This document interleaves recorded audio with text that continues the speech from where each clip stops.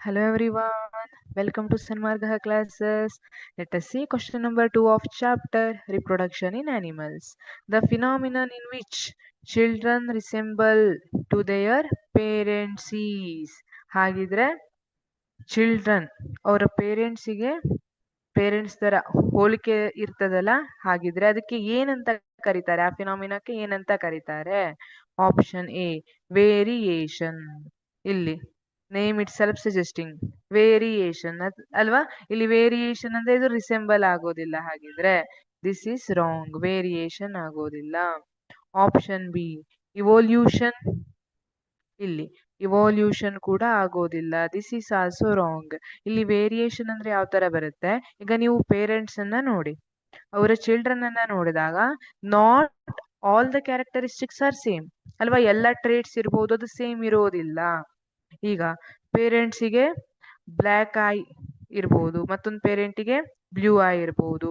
ಈಗ ನೀವು ಚಿಲ್ಡ್ರನ್ ಅನ್ನ ನೋಡಿದಾಗ ಅವರಿಗೆ ಬ್ಲ್ಯಾಕ್ ಐ ಬಂದಿರ್ಬೋದು, ಅಂದ್ರೆ ಮತ್ತೊಂದು ಪೇರೆಂಟ್ ಇತ್ತಲ್ಲ ಬ್ಲೂ ಐ, ಅದಕ್ಕೆ ಅಲ್ಲಿ ರಿಸೆಂಬಲ್ ಇಲ್ಲ, ವೇರಿಯೇಷನ್ ಇದೆ ಅಲ್ವಾ? ಅದೇ ತರ ಫೇಸ್ ಅನ್ನ ನೀವು ನೋಡಿದ್ರೆ it is not at all same. ಎಲ್ಲರ ಮುಖನೂ ಒಂದೇ ತರ ಕಾಣ್ತದ? ಇಲ್ಲ, there is variation. Okay, evolution ಅಂದ್ರೆ ಈಗ ಟೈಮ್ ಹೋಗ್ತಾ ಹೋದಂಗೆ ಇವಾಲ್ಯೂಷನ್ ಆಗ್ತಾ ಹೋಗುವಂಥದ್ದು. ಇದು ಕೂಡ ಅಲ್ಲ. Option C heredity. Yes, this is correct. ಈಗ ಯಾರಿಗೋ ಒಂದು ಏನೋ ಪ್ರಾಬ್ಲಮ್ ಆಯ್ತು, ಹೆಲ್ತ್ ಇಶ್ಯೂ ಏನೋ ಬಂತು, ಅವ್ರ ಅಪ್ಪಂಗೂ ಹಂಗೆ ಇದೆ, ಅಮ್ಮಂಗೂ ಹಂಗೆ ಇದೆ, ಹೆರಿಡಿಟಿಯಿಂದ ಬಂದಿರೋದು ಅಂತ ಮಾತಾಡ್ಕೊಳ್ಳೋದು ಕೇಳಿರ್ತೀರಿ ಅಲ್ವಾ? So heredity is correct answer. The phenomenon in which children resemble to their parents is heredity. ಅದನ್ನ ಹೆರಿಡಿಟಿ ಅಂತ ಕರಿತೀವಿ.